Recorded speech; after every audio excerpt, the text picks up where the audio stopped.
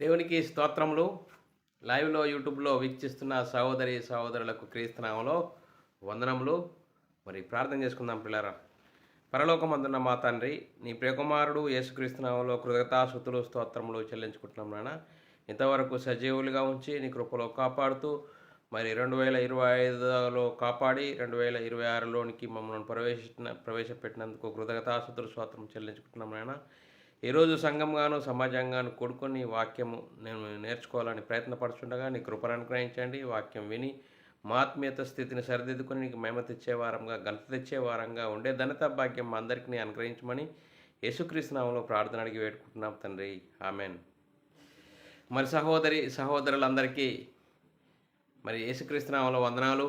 అందరికీ మరి నూతన సంవత్సర శుభాకాంక్షలు. ఎలా ఉన్నారు? సంతోషంగా ఆనందంగా ఉన్నారా? మరి మీరందరూ సంతోషంగా ఆనందంగా ఉన్నారని నమ్ముచున్నాను. దేవుడు మనల్ని సజీవ లెక్కలో ఉంచుకొని ఆయన సన్నిధిలోనికి నడిపించి ఆయన ఆత్మతోనూ సత్యంతోనూ ఆరాధించుకోవడానికి దేవుడిచ్చిన గొప్ప ధన్యత భాగ్యమును బట్టి దేవునికి కృతజ్ఞతాస్తుతులు స్తోత్రములు చెల్లించబద్ధుడనై ఉన్నాను పిల్లరా.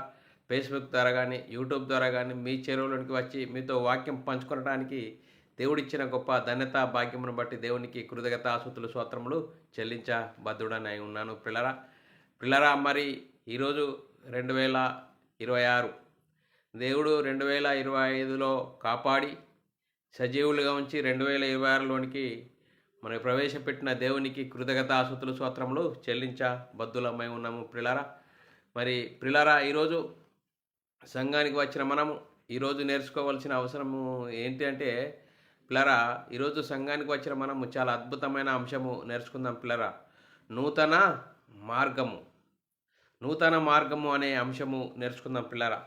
మరి ఈ అంశమును ఎందుకు నేర్చుకోవాలి అనేది మనం ఆలోచన చేసినట్లయితే పిల్లరా, మరి నూతన మార్గము అంటే కొత్త మార్గము, పాతది కానిది కొత్త మార్గము.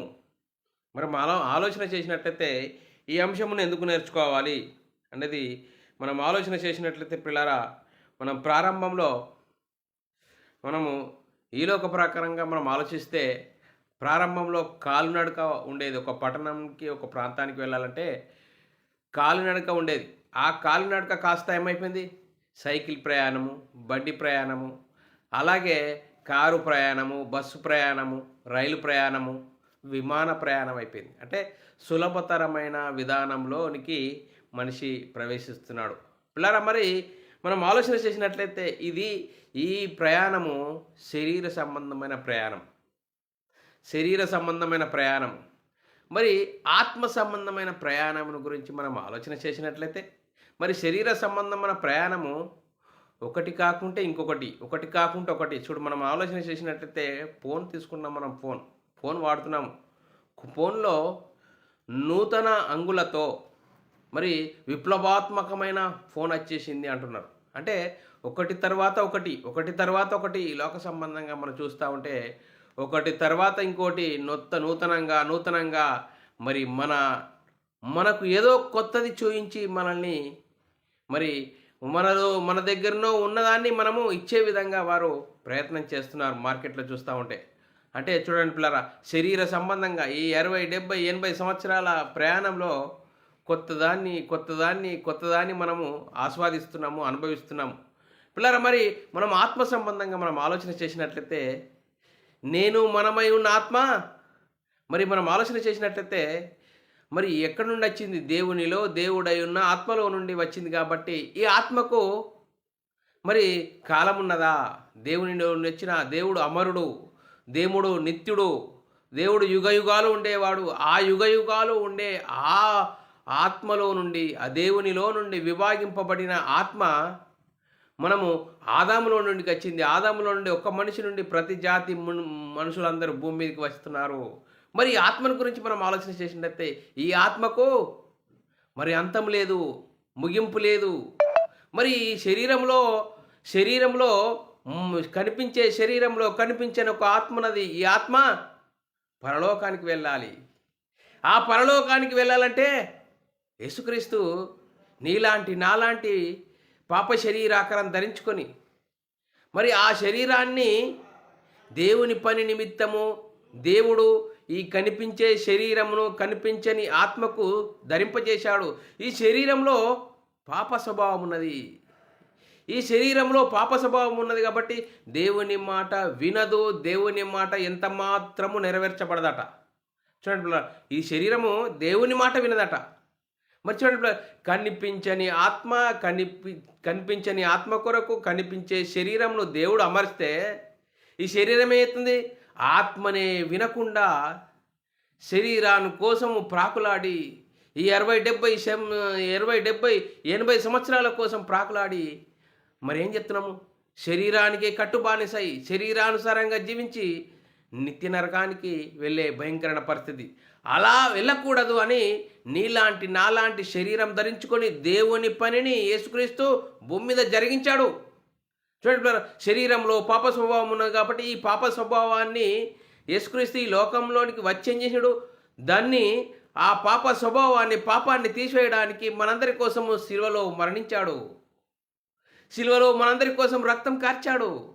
చూడండి, రక్తం కార్చి మరణించి సమాధి చేసి 3వ దినం తిరిగి లేచి పరలోకానికి వెళ్ళి పరలోకంలో ఉన్న పరిశుద్ధాత్మను పంపిస్తే ఆ పరిశుద్ధాత్మను పొందుకున్న 12 మంది యేసుక్రీస్తు మరణ సమాధిని గురించి సువార్తను ప్రకటించారు. ఆ సువార్తను విన్నవారు హృదయాలు పొడబడ్డాయి, మారు మనసు పొందారు. పాపక్షమాపణ నిమిత్తం ప్రతి వాడు యేసుక్రీస్తు నామములో బాప్తీసం పొందాలి. అప్పుడు పరిశుద్ధాత్మను వరం పొందుతారు. ఆ పరలోకానికి యేసుక్రీస్తు ఆ మార్గం వేశాడు. చూడండి, ఈ ఆత్మరక్షణ, నిత్య జీవము, పరలోక ప్రాప్తి దేవుని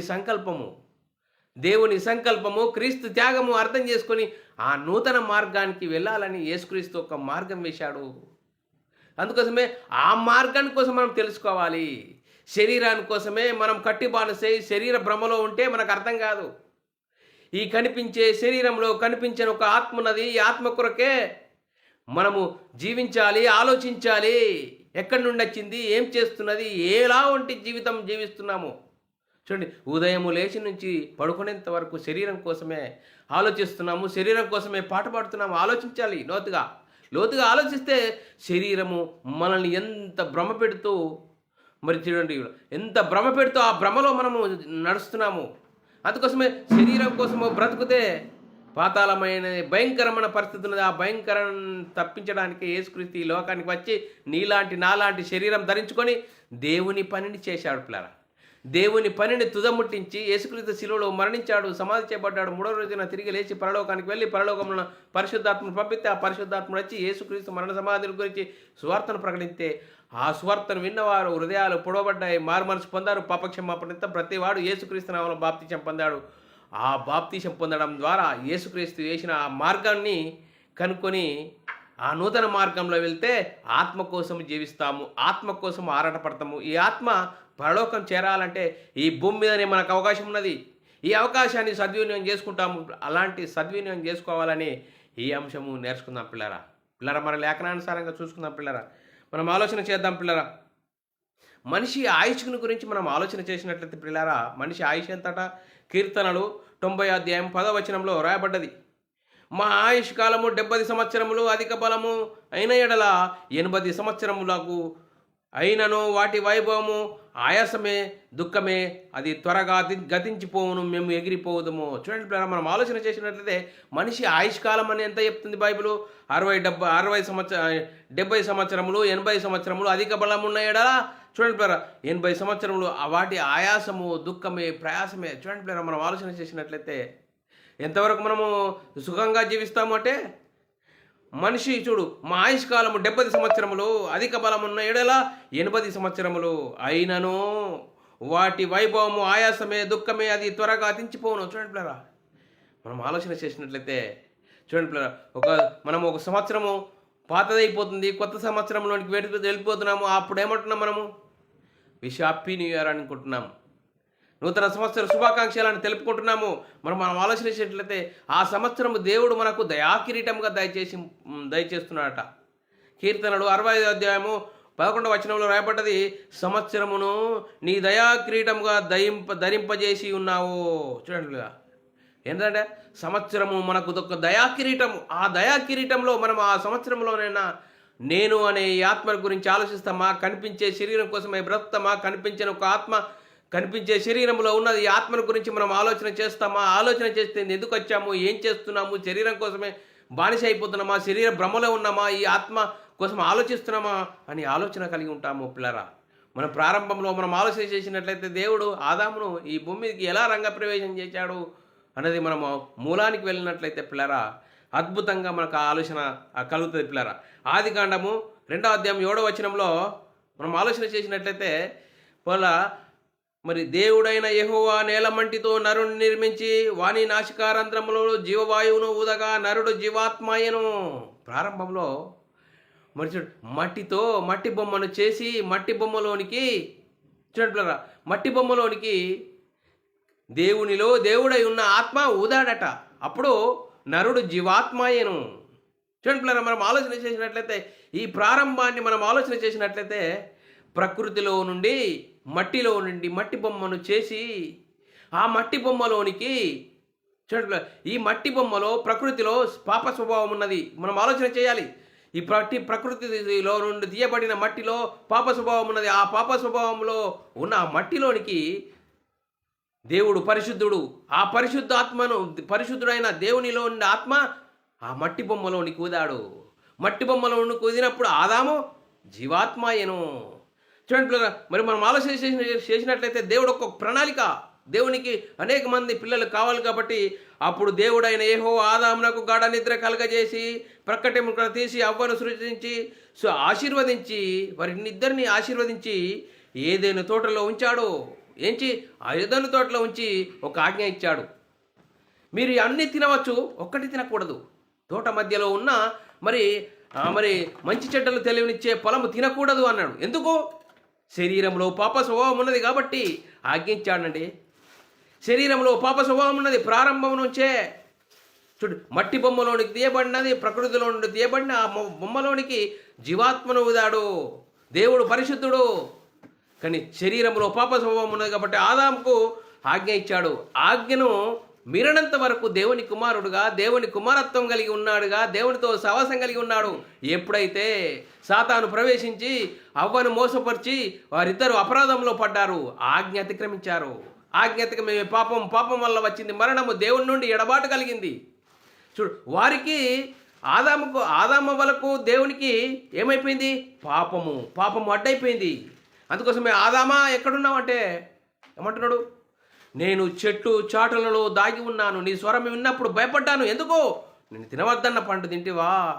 చూడండి పిల్లరా, దేవునికి డౌట్ అయిపోయింది. చూడండి, డౌట్ వచ్చేసింది. అందుకోసమే చూడండి, ఆదాము ఆజ్ఞను అతిక్రమించాడు. ఆజ్ఞ అతిక్రమే పాపం వల్ల వచ్చింది మరణము. అందుకోసమే దేవుని నుండి ఎడబాటు కలిగింది. అందుకోసమే చూడండి పిల్లరా, దేవుని ప్రణాళిక ఎంత గొప్పది. చూడండి పిల్లరా, ఎఫెసీయులకు రాసిన పత్రిక 1వ అధ్యాయం 4-6 వచనాల్లో చాలా చక్కగా మనం అర్థం చేసుకుంటే, ఎట్లనగా తన ప్రేణి యందు తాను ఉచితముగా తనకు అనుగ్రహించిన తన కృపామయమకు కీర్తి కలిగినట్లు తన చిత్త ప్రకారమైన దయా సంకల్పం చొప్పున యేసుక్రీస్తు ద్వారా తన కుమారులనుగా స్వీకరించుటకై మనను ముందుగా తన కోసం నిర్ణయించుకొని మనము తన ఎదుట పరిశుద్ధులమును నిర్దోషులమై ఉండవలని జగత్తు పునాది వేయబడక మునిపే ప్రేమ చేత ఆయన క్రీస్తులో మనల్ని ఏర్పరచుకున్నాడు. చూడండి, ఇంత గొప్ప ప్రణాళిక కలిగి దేవుని ప్రేమ, దేవుని సంకల్పం ఎలాంటిది కల్పించుకొని ఆదామును చేశాడు. ఆదామును చేసి అవ్వను తీశాడు, వారి ఇరువురిని ఆశీర్వదించాడు, ఏదైనా పెట్టాడు, ఆజ్ఞ ఇచ్చాడు. ఆజ్ఞను అనతి కాలంలోనే అతిక్రమించారు. ఆజ్ఞ అతిక్రమే పాపం వల్ల వచ్చింది మరణము, దేవుని నుండి ఎడబాటు, ఆత్మ మరణము, శరీర మరణం ప్రతి ఒక్కరికి ఉంటుంది పిల్లరా. పుట్టినవాడు గిట్టక మానడు. చూడండి పిల్లరా, మరి మనం ఆలోచన చేసినట్లయితే ఏ ఒక్కరూ దేవుడు అనుగ్రహించి మహిమను పొందలేక అందరూ నరకానికి వెళ్తున్నారు పిల్లలు. అందుకోసమే ఏ ఒక్కరూ నీతిమంతులు లేరు.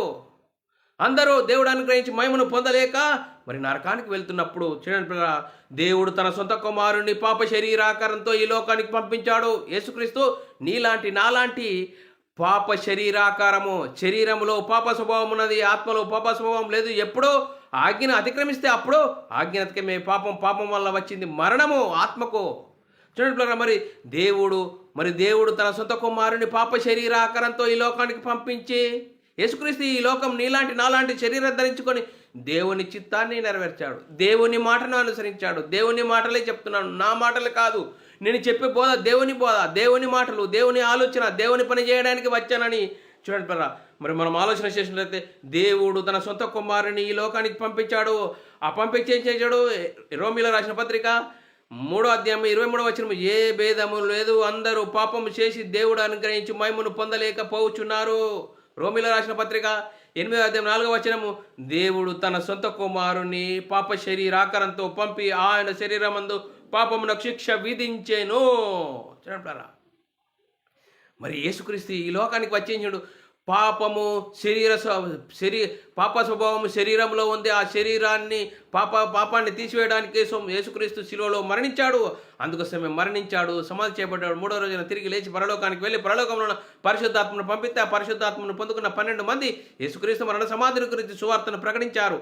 యేసుక్రీస్తు పరలోకానికి ఒక మార్గం వేశాడు. యేసుక్రీస్తు పరలోకానికి మార్గము. చూడండి, ఈ ఆత్మను గురించి పరలోకానికి మార్గము. అందుకోసం యేసుక్రీస్తు పరలోకానికి నేనే మార్గమును జీవమును. చూడండి, మనం ఆలోచన చేసినట్లయితే మనం ఆలోచన చేస్తున్నాము. కొత్త సంవత్సరమును ఆహ్వానిస్తున్నాము. శరీర సంబంధంగా జీవిస్తున్నాము. శరీరం కోసం మనము ఆలోచన కలిగి ఉన్నాము కాబట్టి కొత్త సంవత్సరాన్ని ఆహ్వానిస్తున్నాము. విష్ హ్యాపీ న్యూ ఇయర్ అంటున్నాడు. పాతది గతించిపోయింది, కొత్తది వస్తున్నది. అందుకోసమే పాతదాన్ని విడిచిపెట్టాము, కొత్తది ఆహ్వానిస్తున్నాము. మరి మనం ఆలోచన చేసినట్లయితే పాతదానికి వీడ్కోలు పలకాము, కొత్తదాన్ని మరి ఆహ్వానిస్తున్నాము. మనం ఆలోచన చేసినట్లయితే శరీర స్వభావాన్ని విడిచిపెట్టాలి. చూడండి, యేసుక్రీస్తు ఎదుగుతే శరీర స్వభావాన్ని, శరీరం గురించి ఆలోచన చేయకుండా ఆత్మను గురించి ఆలోచన చేస్తే యేసుక్రీస్తు పరలోకంలో కన్నతండ్రి అయిన మనందరి ఆత్మలకు కన్నతండ్రి అయిన దేవుని కోసము దేవుని యొద్దకు వెళ్ళడానికి ఒక మార్గం వేశాడండి. యేసుక్రీస్తు నమ్ముకోవడం మతం కాదండి. ఆత్మను గురించి ఆలోచన చేయాలి. ఆత్మను గురించి పరలోకానికి మార్గము. అందుకోసమే మరి సూర్యుని కింద ఎలాంటి పరిస్థితులు ఉన్నాయట బైబిల్ గ్రంథంలో చాలా చక్కగా రాయబడ్డది. మరి సూర్యుని కింద జరుగుతున్న పరిస్థితులను గురించి మనము ఆలోచన చేసినట్లయితే సూర్యుని కింద నూతనమైనది ఏదియూ లేదట. ప్రసంగి గ్రంథము 1వ అధ్యాయము 9, 10, 11, 12, 13 వచనాల్లో చదివినట్లయితే మునుపు ఉండినదే ఇక ఉండబోవున్నది, మునుపు జరిగినదే ఇక జరగబోవున్నది, సూర్యుని కింద నూతనమైనది ఏదియూ లేదు, ఇది నూతనమైనదని ఒకదాని గురించి ఒకడు చెప్పును, అదియు మనకు ముందుండిన తరములో ఉండినది. ఆకాశం కింద జరుగునది అంతటిని జ్ఞానము చేత విచారించి గ్రహించుటకై నా మనసు నిలిపితిని. వారు దీని చేత అభ్యాసం నొందవలనని దేవుడు మానవులకు ఏర్పాటు చేసిన ప్రయాసము బహు కఠినమైనది. దేవుడు ఏర్పాటు చేసిన ప్రయాసమట బహు కఠినమైనది. ప్రసంగి గ్రంథము 3వ అధ్యాయం 15వ వచనం, ముందు జరిగినదే ఇప్పుడును జరుగును, జరగబోవున్నదే పూర్వమందు జరిగినదే జరిగిపోయినది దేవుడు మరలా రప్పించును. మనం ఆలోచన చేద్దాం పిల్లరా. చూడండి పిల్లరా, మనం ఆలోచన చేసినట్లయితే లోక సంబంధంగా శరీర సంబంధంగా మేత్రము 2025 పోయింది, విడుకోలు పలికాము. 2026లోనికి ఆహ్వానిస్తున్నాము. మనం ఆలోచన చేసినట్లయితే చూడండి, శరీర సంబంధంగా మనం ఆలోచన చేసినట్లయితే పాతదానికి వీడుకోలు కలుపుతున్నాము, కొత్తదానికి ఆహ్వానిస్తున్నాము. మరి మనం ఆలోచన చేసినట్లయితే ఆత్మ సంబంధంగా మనం ఆలోచన చేసినట్లయితే యేసుక్రీస్తు మన కొరకు ప్రతిష్ఠించిన మార్గము పరలోకానికి నూతనమైనదట, జీవము గలదట. ఆయన శరీరమును తెర ద్వారా ఏర్పరచబడిన మార్గం అట. చూడండి పిల్లరా, యేసుక్రీస్తు ఈ లోకానికి వచ్చి శరీరము ద్వారా ఆయన పరలోకానికి ఒక మార్గం వేశాడు. చూడండి పిల్లరా, మనం ఆలోచన చేద్దాం. లేఖనం చదువుకున్నట్లు హెబ్రీయులకు రాసిన పత్రిక 10వ అధ్యాయము 19, 20 వచనాలు చదువుకున్నట్లయితే, సహోదరులారా, యేసు మన కొరకు ప్రతిష్ఠించిన మార్గము అనగా నూతనమైనది, జీవము గలదియు, ఆయన శరీరమును తెర ద్వారా ఏర్పరచబడినదియునైన మార్గము. ఆయన రక్తం వలన పరిశుద్ధ స్థలమునందు ప్రవేశించుటకు మనకు ధైర్యము కలిగి ఉన్నది కనుక. చూడండి, నూతనమైనది ఎప్పుడో నూతనమైనది, దాన్ని పాతదిగా చేయడానికి వీలు లేదు. చూడండి, పరలోకానికి యేసుక్రీస్తు ఒక మార్గం వేశాడు. ఆ మార్గము నూతనమైనది. చూడండి సహోదరులారా, యేసు మన కొరకు ప్రతిష్ఠించిన మార్గమును అనగా అని చెప్తాడు. నూతనమైనది ఏంటండి? నూతనమైనది. ఎప్పుడు నూతనమైనది? యేసుక్రీస్తు యుద్ధకు వచ్చి నువ్వు ఆత్మను గురించి ఆలోచన చేసి, ఆత్మరక్షణ కోసం యేసుక్రీస్తు దేవుని కుమారుడు, యేసుక్రీస్తు ప్రభు అని విశ్వసించి యేసుక్రీస్తు నామములో బాప్తిసం పొంది అప్పుడు దేవుని కుమారులము, దేవుని ఇంటి వారము, పరలోక వారసులము. ఆ గొప్ప భాగ్యాన్ని చవి చూసే గొప్ప అవకాశము పిల్లరా. నూతనమైనది, జీవము గలది, ఆయన శరీరమును తెర ద్వారా ఏర్పరచబడిన మార్గము, నూతన మార్గము అని లేఖనాలు చెప్తున్నాయి పిల్లరా.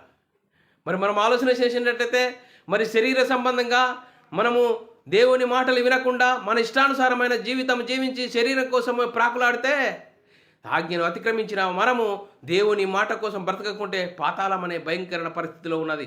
ఆ భయంకరమైన పరిస్థితుల నుంచి ఎవరైనా తప్పించడానికి అవకాశం ఉన్నదా? అవకాశం లేదని లేఖనాలు చెప్తున్నాయి పిల్లరా. కీర్తనలు 49వ అధ్యాయము 7, 8, 9 వచనాల్లో ఎవడును ఏ విధము చేతనను తన సహోదరుని విమోచింపలేడో. చూడండి పిల్లరా, ఎవడో ఈ లోకంలో మరి విమోచించే పరిస్థితి లేదట.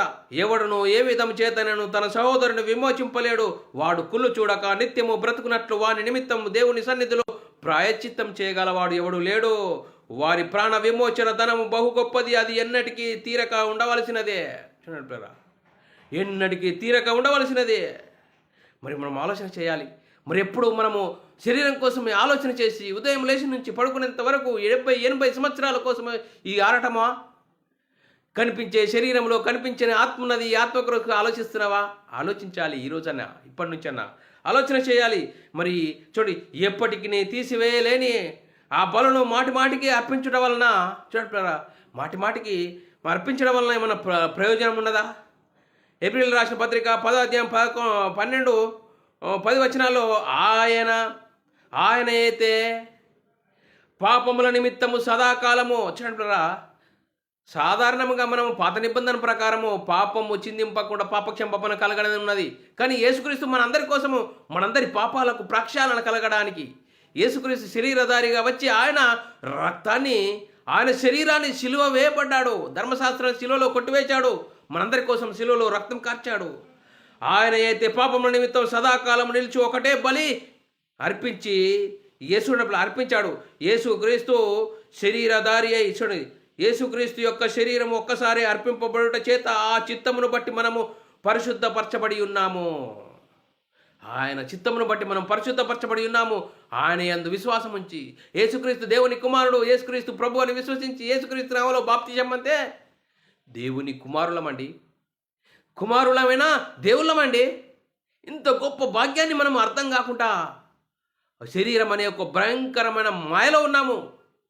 ఆత్మను గురించి ఆలోచించట్లేదు. కనిపించే శరీరం కోసం ఆలోచిస్తున్నాము. కనిపించే శరీరంలో కనిపించిన ఒక ఆత్మ ఉన్నది. ఈ ఆత్మ ఎక్కడి నుండి వచ్చింది, ఎందుకు వచ్చింది, ఎలా వచ్చింది, దేనికోసం బ్రతుకుతున్నాము అని ఆలోచన చేస్తే, యేసుక్రీస్తు ఈ లోకానికి ఎందుకు వచ్చాడు? దేవుని పనిని జరిగించడానికి, దేవుని చిత్తాన్ని నెరవేర్చడానికి ఆయన వచ్చాడు. పరలోకానికి ఒక మార్గం వేశాడు. ఆ మార్గాన్ని నువ్వు తెలుసుకొని అర్థం చేసుకొని జీవించి దాన్ని అనుసరిస్తే దేవుని కుమారులము, దేవుని ఇంటి వారము. ఆ గొప్ప భాగ్యము మనం అర్థం చేసుకొని జీవిస్తాం పిల్లరా. అందుకోసమే ఏప్రిల్ రాసిన పత్రిక 10వ అధ్యాయం 11-12 వచనం, మరియు ప్రతి యాజకుడు దినదినము సేవ చేసు పాపములను ఎన్నటికీ తీసివేయలేని ఆ బలులను మాటి మాటికి అర్పించు ఉండును. ఈయన అయితే పాపముల నిమిత్తం సదాకాలం నిలిచి ఒకటే బలి అర్పించెను. అప్పటి నుండి తన శత్రువులను తన పాదములకు పాదపీఠంగా చేయి వరకు కనిపెట్టుచు దేవుని కుడిపార్శ్వమున ఆసీనుడై ఉన్నాడు. ఒక్క అర్పణ చేత ఈయన పరిశుద్ధపరచబడు వారిని సదాకాలము సంపూర్ణులుగా చేసి ఉన్నాడు. చూడండి, అందుకోసమే యేసుక్రీస్తు ఒక మార్గం వేశాడు. ఆ మార్గాల్లో మనం కనుక్కొని దాన్ని అర్థం చేసుకొని అనుసరిస్తే దేవుని కుమారులము, దేవుని ఇంటి వారము. యోహాను సువార్త 14:6 వచనంలో యేసు, నేనే మార్గము సత్యమును జీవమును, నా ద్వారా తప్ప తండ్రి యొద్దకు ఎవడు చేరడు.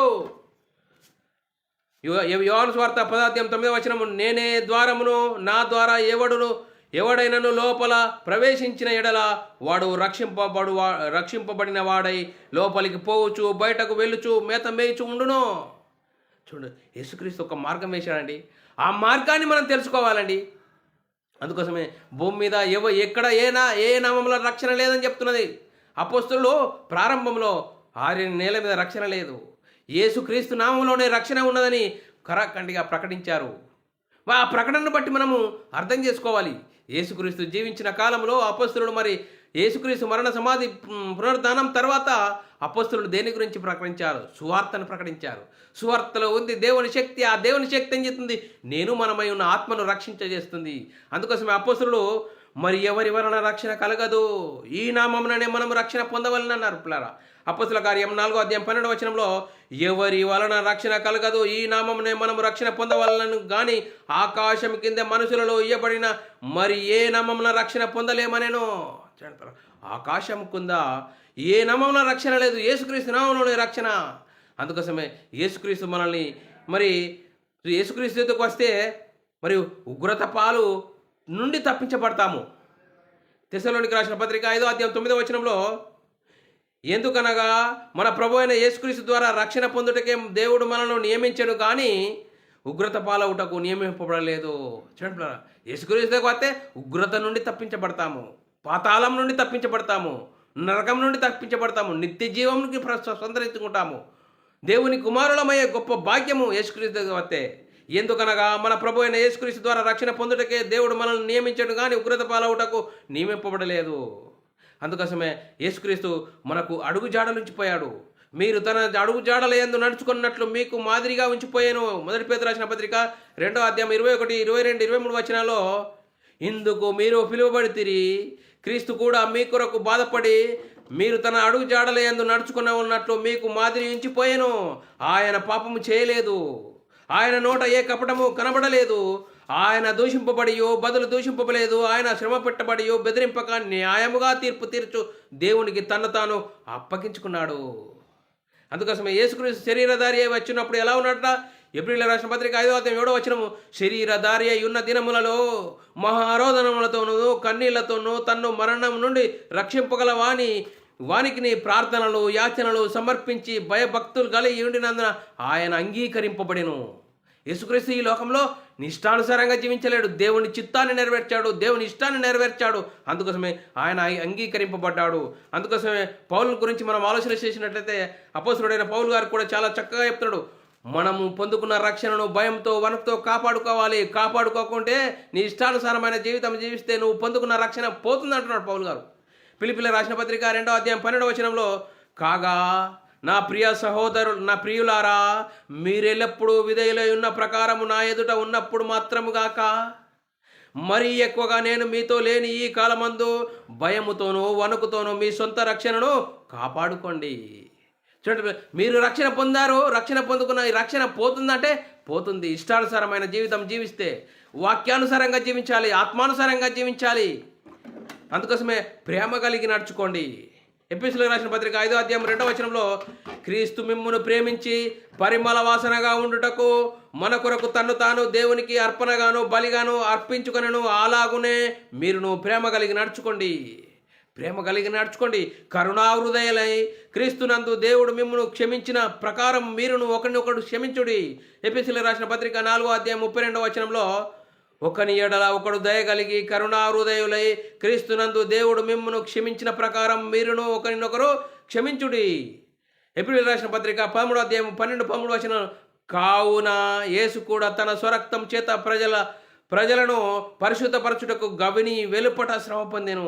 కాబట్టి మనం ఆయన నిందను భరించుచు శిబిరం వెలుపలికి ఆయన యొద్దకు వెళ్ళుదుము. చూడండి, యేసుక్రీస్తు మనందరి కోసం శిబిరం వెలుపల ఆయన సిలువ వేయబడ్డాడు, శ్రమ పొందాడు.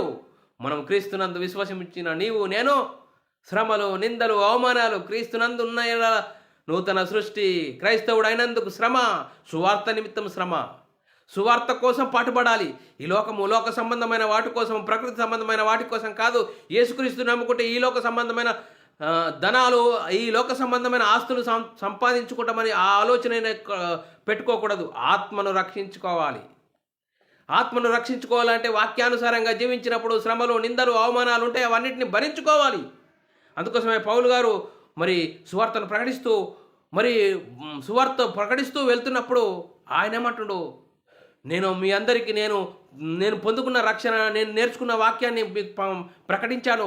ఎవడి వెండినైనాను ఎవరిని దేన్నైనా సంపాదించుకోలేదు అంటున్నాడు పిల్లారా పౌలు గారు. చూడండి పిల్లారా, అపోస్తలుల కార్యము 20వ అధ్యాయము 33, 34, 35 వచనాల్లో ఎవని వెండినైనను బంగారంనైనను వస్త్రములను నేను ఆశింపలేదు. నా అవసరం నిమిత్తము నాతో ఉన్నవారి నిమిత్తము నా చేతులు కష్టపడినవని మీకే తెలియను. మీరును ఈలాగు ప్రయాసపడి బలహీనులను సంరక్షింపవలనని పుచ్చుకొనుట కంటే ఇచ్చుట ధన్యమని ప్రభు అయిన యేసు చెప్పిన మాటలను జ్ఞాపకం చేసుకునవలననియు అన్ని విషయములలో మీకు మాదిరిగా చూపించిద్దనని చెప్పాను. చూడండి, మనం ఆలోచన చేయాలి. ఫిలిప్పీయుల రాసిన పత్రికలో 3:10 సహోదరులారా, మీరు నన్ను పోలి నడుచుకోండి. మేము మీకు మాదిరి అయి ఉన్న ప్రకారం మీరు నన్ను నడుచుకుని వారిని గురిపెట్టి చూడుడి.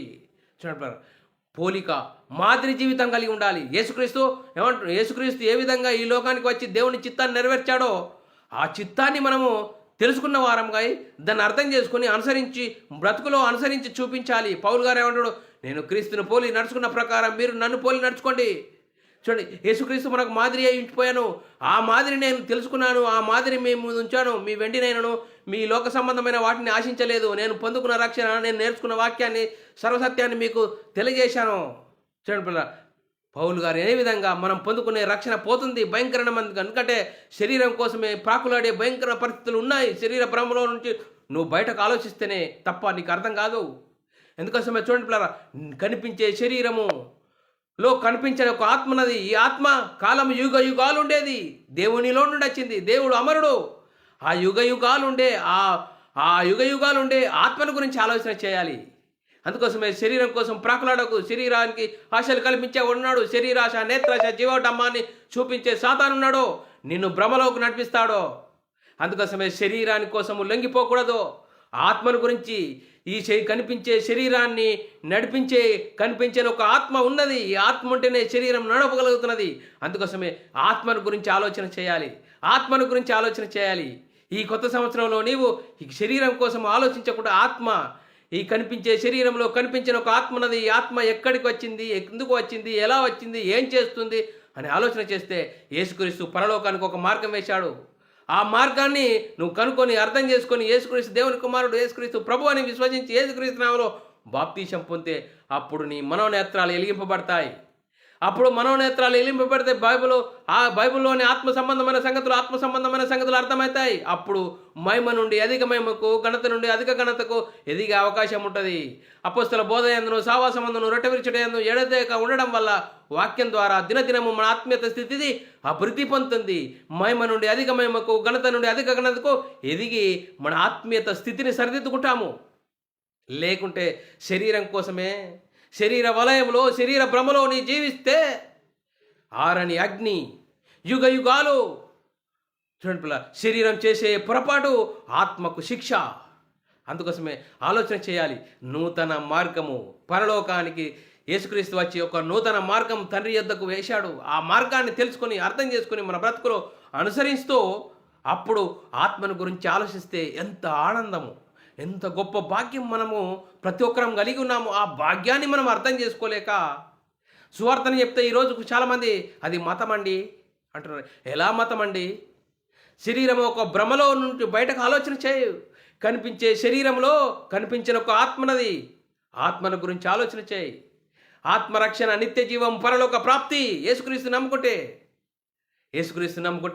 ఆత్మరక్షణ, నిత్య జీవము, పరలోక ప్రాప్తి, దేవుని కుమారులము, దేవుని ఇంటి వారము.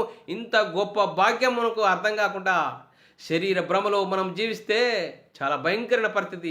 ఆ భయంకరమైన పరిస్థితి నుంచి తప్పించబడాలంటే యేసుక్రీస్తు ఒక పరలోకానికి ఒక మార్గం వేశాడు. మనందరి కోసం శిలువలో మరణించాడు, సమాధి చేపట్టాడు, 3వ రోజున తిరిగి లేచి పరలోకానికి వెళ్ళి పరలోకంలో ఉన్న పరిశుద్ధాత్మను పంపిస్తే ఆ పరిశుద్ధాత్మను పొందుకున్న 12 మంది యేసుక్రీస్తు మరణ, సమాధి, పునరుద్ధానం గురించి సువార్తను ప్రకటించారు. ఆ సువార్తలో ఉంది దేవుని శక్తి. ఆ దేవుని శక్తి ఏం చేస్తుందంటే మనమై ఉన్న ఆత్మను రక్షింపజేస్తుంది. చూడండి, యేసుక్రీస్తు ఎదుగైతే ఆత్మరక్షణ, శరీర సంబంధమైన 60-70 సంవత్సరాల కోసం కోటి విద్యలో మనిషి బిజీ అవుతున్నాడు. ఆ బిజీలో ఉంటే నీకు నరకం తప్పదని లేఖనం చెప్తుంది. ఆ లేఖనము మనం విని అర్థం చేసుకుని మన బ్రతుకులో అనుసరిస్తూ మన ఆత్మీయ స్థితిని సరిదిద్దుకుంటూ మనమందరము దేవునికి మహిమ తెచ్చే వారంగాను, ఘనత తెచ్చే వారంగా ఉంటూ ముందుకు సాగుదాము. లేదండి శరీరం కోసమే బ్రతుకుతుంటే అది నీ ఇష్టం. చూడు, మేము తెలుసుకున్నది అనేకులు తెలియజేయడానికి, క్రీస్తు మమ్మల్ని బలవంతం చేయడం బట్టి మేము తెలుసుకున్నదని మీ అందరికీ తెలియజేయడానికి దేవుడిచ్చిన గొప్ప ధన్యత భాగ్యమును బట్టి దేవునికి కృతజ్ఞతాస్తుతులు స్తోత్రం చెల్లించుకుంటున్నాం. అందరికీ వందనములు, దేవునికి స్తోత్రాలు. ప్రార్థన చేసుకుందాం పిల్లరా.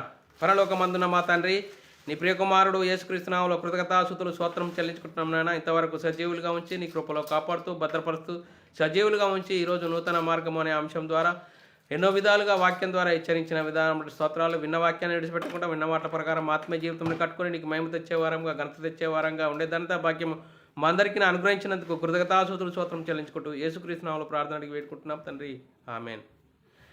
మరి సహోదరులందరికీ వందనములు, దేవునికి స్తోత్రాలు. పిల్లరా, ఇలాంటి అంశాలు వినాలనుకుంటున్నారా? యూట్యూబ్ ఛానల్లో మరి యూట్యూబ్లో సెర్చ్లో BW అకాడమీ ఛానల్ సబ్స్క్రైబ్ చేసుకోండి. అలాగే బైబుల్ విజ్డమ్ అకాడమీ బేరన్ అనే ఛానల్ సబ్స్క్రైబ్ చేసుకోండి. మీరు వినండి, అనేకులకు షేర్ చేయండి. మీ వ్యక్తిగత ప్రార్థనలో మా పరిచయ నిమిత్తం ప్రార్థనలో జ్ఞాపకం చేసుకోవాల్సినదిగా క్రీస్తు ప్రేమను బట్టి బతిమాలకు వచ్చినాను. అందరికీ వందనములు, దేవునికి స్తోత్రాలు.